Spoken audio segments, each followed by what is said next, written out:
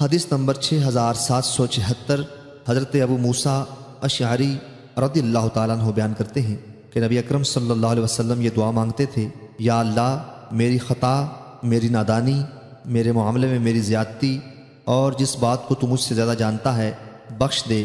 یا اللہ جو کام میں نے سنجیدہ کیے، مذاق میں کیے، خطا کیے، جان بوجھ کر کیے، اور ہر وہ کام جو میرے نزدیک گناہ ہے معاف فرما دے۔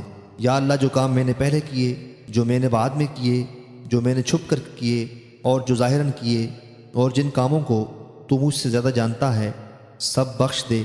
تو مقدم کرنے والا ہے اور تو ہی پیچھے رکھنے والا ہے، اور تو ہر چیز پر قادر ہے۔ نبی اکرم صلی اللہ علیہ وسلم معصوم ہیں، آپ نے امت کی تعلیم کے لیے یہ کلمات فرمائے۔ حدیث نمبر 6777 امام مسلم رحمۃ اللہ علیہ نے اس حدیث کی ایک اور سند ذکر کی ہے۔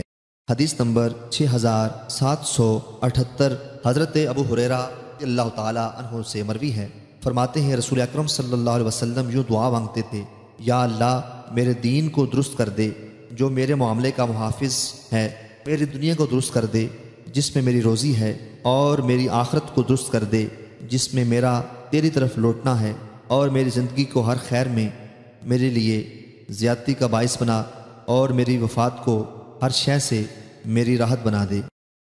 صحیح مسلم حدیث نمبر 7000۔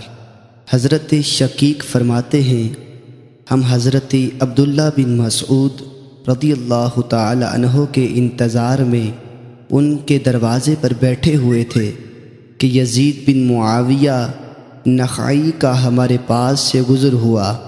ہم نے کہا ان کو ہمارے آنے کی اطلاع کرو۔ وہ اندر گئے۔ پھر تھوڑی ہی دیر کے بعد حضرت عبداللہ بن مسعود رضی اللہ تعالی عنہ ہمارے پاس باہر تشریف لائے۔ انہوں نے فرمایا مجھے تمہارے آنے کی اطلاع تھی، لیکن مجھے تمہارے پاس آنے سے یہ بات مانی تھی کہ کہیں تم اکتا نہ جاؤ۔ بے شک رسول اکرم صلی اللہ علیہ وسلم ہمارے اکتا جانے کے خدشہ سے صرف بعض دنوں میں ہمیں نصیحت فرماتے تھے۔